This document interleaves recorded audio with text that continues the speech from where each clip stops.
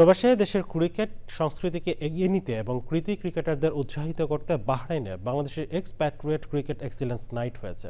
জমকালো এই আয়োজনে উন্মোচন করা হয়েছে বিডি রয়্যালস ক্রিকেট দলের নতুন জার্সি।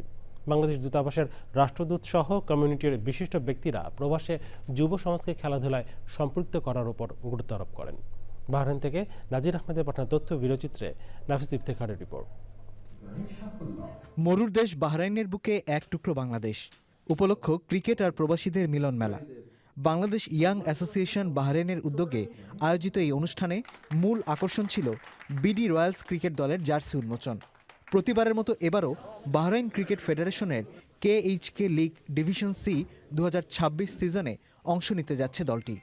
সংগঠনের সভাপতি নাজির আহমদের সভাপতিত্বে এবং সহ সাধারণ সম্পাদক তহিদুল ইসলাম ও সাংগঠনিক সম্পাদক সজীব বজলুর রশিদের যৌথ পরিচালনায় অনুষ্ঠানে প্রধান অতিথি হিসেবে উপস্থিত ছিলেন বাহরাইনে নিযুক্ত বাংলাদেশের রাষ্ট্রদূত মোহাম্মদ রইস হাসান সরোয়ার। শুভেচ্ছা বক্তব্য রাখেন আবুল হোসেন সৌরভ। অনুষ্ঠানে প্রবাসী ক্রিকেট টুর্নামেন্ট আয়োজনের সঙ্গে যুক্ত সংগঠকদের সম্মাননা ক্রেস্ট প্রদান করা হয়।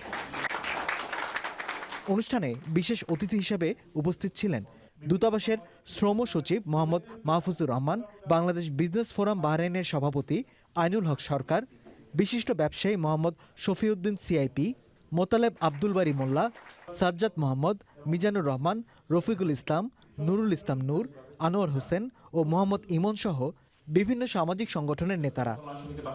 উপস্থিত অতিথিরা আশা প্রকাশ করেন বিডি রয়্যালসের এই যাত্রা বাহরাইনের মাটিতে বাংলাদেশের ক্রিকেটকে আরও অনন্য উচ্চতায় নিয়ে যাবে। শেষে আয়োজকদের ভূয়সী প্রশংসা করে ভবিষ্যতে আরও বড় পরিসরে ক্রিকেট টুর্নামেন্ট আয়োজনের অঙ্গীকার ব্যক্ত করা হয়। নাফিস ইফতেখার, চ্যানেল আই।